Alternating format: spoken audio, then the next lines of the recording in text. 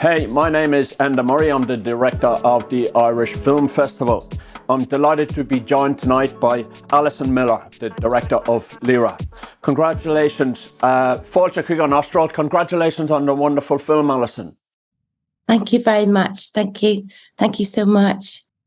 Allison, you wrote a very touching personal background to the film in the media release.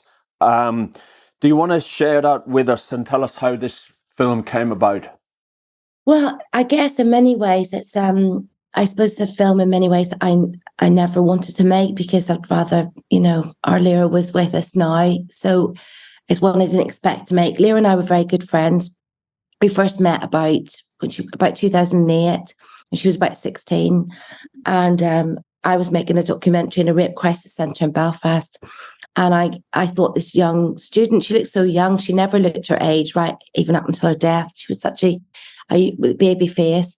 And I thought this girl running around was like on a school placement. So I kind of was stood there with my camera filming away, and I sort of said to her, "What school are you at?" Probably in a very patronising way. And she actually said, "Well, I've just won Sky Young Journalist of the Year award." And that's when we first met. And after that, we became friends, like really good friends. So on the night earlier that day before she was killed, we were exchanging text messages because she was going to come for dinner to my house the next night, which would have been Good Friday, with her partner, Sarah Canning. So the last message I had from her was about 5:00 that afternoon. And it was like, "Would you please make me lasagna?" And I went, "Okay." And she went, "You're the best." She liked my lasagna. So I was expecting to see her the next night. And then about midnight, my phone was ringing and ringing and ringing here in the kitchen. And I thought, that's very odd. Something's midnight. What's happened? And it was Sarah, and she was ringing me from the hospital to say that she didn't have very long, because the police were there. Lyra had been shot and killed, shot in the head by a bullet at a riot. And the police were there, and could I deal with the media? Because she didn't know who to give numbers to, because the story hadn't broken. So I said, "Of course you can." And in shock, I then didn't actually take it all in properly for quite a while. And then the media calls started coming once the news broke. Probably about 5 days after, when her remains were bringing home, so they were going to wake her at home at her mum and her sisters. Well, her mum's house primarily. Her mum lived there. And the world media literally were camped outside her mummy's wee house in North Belfast at that point. Because the whole island was shocked. I mean, the world was shocked that there was trouble in Northern Ireland and Derry, but the whole island of Ireland, I think, froze. It was a moment, definitely, that there were shockwaves across the whole island. And I think not long after that, it was the funeral. So I moved into the house, and I was with her in the house, watching her little mum in her wheelchair going backwards and forwards, and sitting beside the coffin, where a little tiny coffin was laid out in the window, and people were coming, to pay their respects. And during that time, I was kind of on this phone, like going, "Hey, you're who? I don't know who you are, and you're which newspaper?" I was just trying to manage press as such, which I never want to do again either. Anyway, after the funeral, which was kind of remarkable in many ways, enormous, but remarkable, with politicians turned up who hadn't sat together for quite some time, almost 2 years. By that time, they turned up for a funeral, which was kind of bittersweet, because we thought, well, if there hadn't been a political vacuum, maybe this wouldn't have happened anyway. But we were all embracing of Father McGill's wonderful speech. And then probably about 3 weeks later, it was the first thing I filmed. Lyra's mum and her sister Nicola were going to London to collect an award for her, the Regional Press Award. And they thought they ought to go for Lyra, because it was just kind of amazing that these people were going to make such an effort and be so kind. So Nicola and her mum asked me to film it, thinking it would be good for a social media campaign for us trying to get justice for Lyra's murder. Not thinking then that it would be a scene that would be the first thing I would shoot that would end up being in the film. So the scene in the film where Lyra's mum and sister go to the awards was the first thing I ever shot. And luckily with her mum, because we know her mum passed away.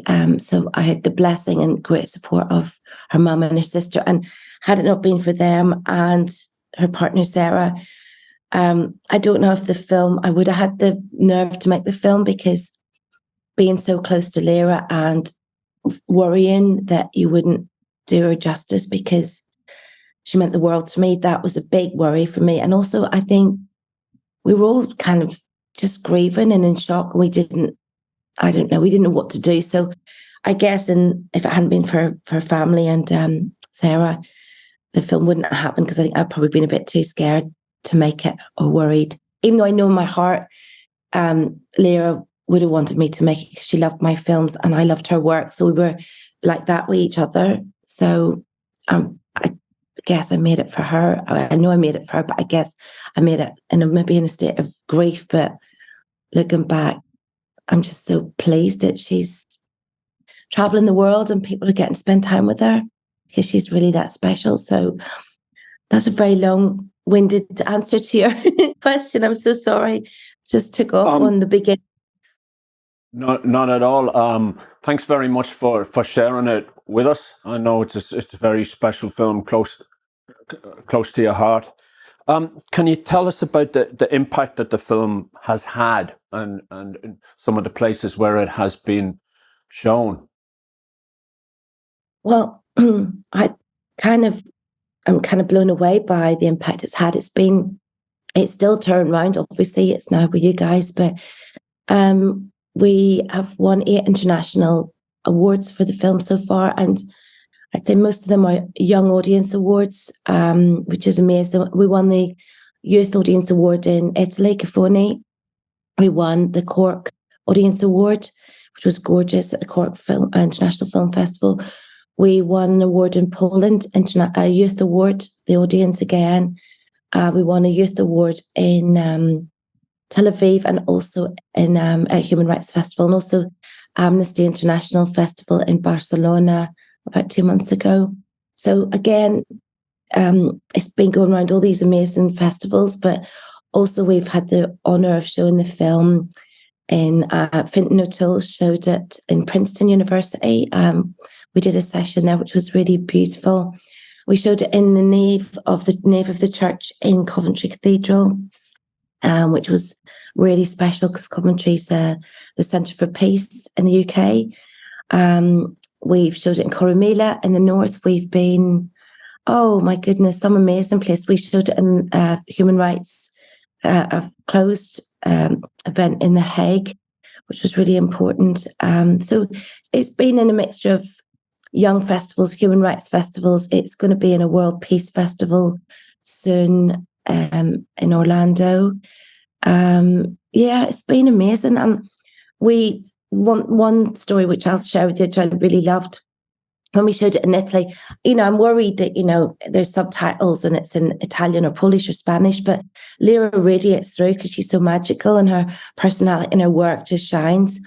But at the same time, it was amazing in Italy. We had 300-400 people in a big cinema, and it was subtitled. And at the very end of the festival, of the screening, there was this young boy stood up, and the interpreter, very glamorous Italian interpreter, turned to me, and she took the question, and it was the last question, and the audience started clapping and crying, like wiping tears away. So I didn't really know what was being said. I was waiting for the Italian translation, because I'm afraid I don't speak Italian, and I was kind of getting really worried that he was really upset, or because everybody was weeping.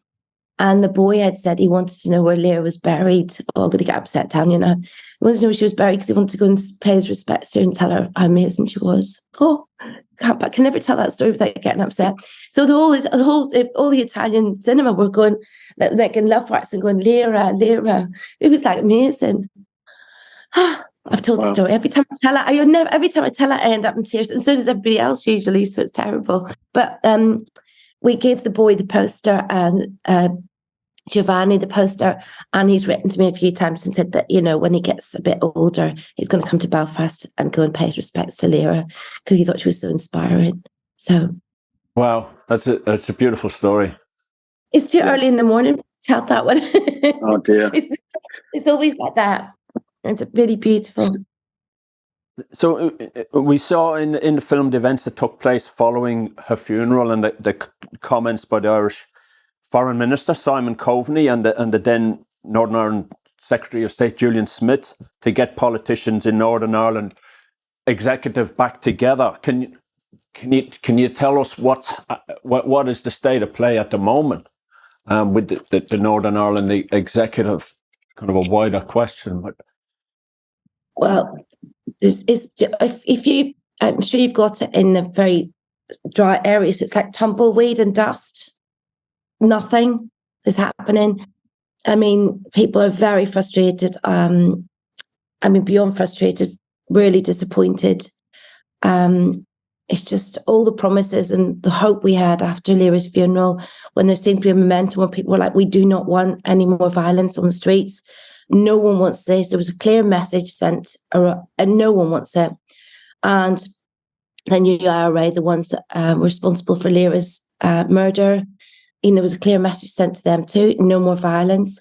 The gun is not the way. We do not want this. We do not want this. No one does this. Lyra's generation and my children's generation, they do not want this. And politicians eventually got back to work, as you made a point about that moment when they quoted Lyra's, a line from Lyra's work, Northern Ireland's beautiful tragedy strangled by the chains of its past and its present, on the steps of Stormont, but that didn't last. So we're sitting here with no government, and Stormont's empty. It's really a disgrace. Our health service is on its knees. There's so many things here that fallen apart that we need. We need people to be at work. We need our politicians to be at work, and a majority of them do want to work. But we've got this sort of still this loggerhead between, well, in my opinion, driven by the DUP. So, it's really difficult. And you think to yourself, political vacuums, as Lyra's, as Father McGill talks about at her funeral, political vacuums are dangerous things. We do, the new IRA are very, very, very, very, very, very small. But, you don't argue with people who have access to make bombs and do terrible things and guns. But they are not what people want. No one wants that. No one wants it. And that's a clear message. And I think, as the points that Lyra highlighted in her work, we have massive issues with, suicide, and we have all the post-conflict trauma and so many things to deal with. There's LGBTQ issues. We've got things we need people, there's communities there that are marginalised that need support. And that's what she was writing about. She was listening to those voices of those people. And, it's a terrible situation. It's infuriating. It's a disgrace. It really is a disgrace. Thanks. You mentioned the new IRA. Is there any update in terms of the catching the people who murdered Lyra? At the moment, there are 3 people charged with her linked to her murder, and they are waiting to go to court, waiting to go to trial. That will be either end of this year or probably more realistically next year. But that's what we're told. We don't know. It's been a waiting game. Obviously, everything has to be done properly. But next year she will be dead 5 years. There's never been the gunman has never been found or charged. It's always been a play of all of us when we do Q&As and things after films to say that we have to end the culture of silence, because as everybody says, as that old expression goes, the dogs on the streets know who was involved, but there's fear in communities and silence. So people are fearful, understandably, that they do say what they saw or whatever, that they could end up getting shot too. And that's terrible that I'm saying that in 2023, but it's a fact. If you look how many people were there at the riot that night, how many mobiles were there filming, the police did interview and take statements from about 150 people, but it's an awful lot of people that were right there. So, and the people of Craigan are really beautiful, kind people who've been so supportive and were broken too. So nobody wants this. Nobody wants this violence. Nobody wants any more deaths. Nobody. Thanks. What we're going to show this this film all around Australia. What do you hope people in the audiences in Australia will take away from watching the film? I hope that people will learn about what's happening right now in Belfast, in Northern Ireland, because Lyra's story is a contemporary story. It doesn't just deal with, obviously the issues of what happened to her, which is the resurgence of violence in small parts of these communities. It also looks at the other issues of suicide and issues that were really close to her heart. The issue of the lost boys, issue of, I had so many other things she wrote about that I wanted to put in the film, but I want it to bring people close to those issues that are happening right now. And also to Lyra's work and her writing. She was 29. She just signed a 2-book deal with Faber and Faber, which is no mean feat. And I think to be killed at 29, just as her career was on the cusp, she had everything there for her. She was in love with Sarah. She'd moved to Derry. She was so happy. Her work was flying. She was flying. So I think it's lovely that it'll maybe bring people to all the writing in the film is all her work. So I want people to get to know her and just spend time with her and know what an incredibly compassionate human being she was and what a force for truth and an inspiration. I think the film's uplifting and inspiring as well, despite the outcome of it. Lyra does leave us with a clear message. Do not listen. You get out there and do it. And she's a working class girl who had a single parent mum who was in a wheelchair. She was her main carer. She grew up at school. She had hearing issues. She had reading disabilities. She overcame all of that and went on to sign that big 2-book deal with Faber, one of the most, one of the biggest publishers in the world.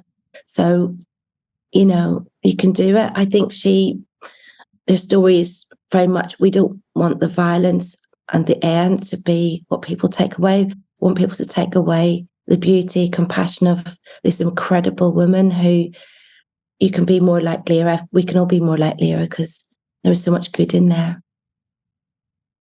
Alison, I can see it's a story that's very close to your heart, and thanks for sharing it with us. I can see it's a tough one, it's the story about the little boy. It's too early to tell that story. I think you need to. I forget. It's so upsetting because it was so beautiful. It always sets me off every time. Yeah. Didn't even a strong coffee didn't work. Thanks a million, and I hope you have a good holiday.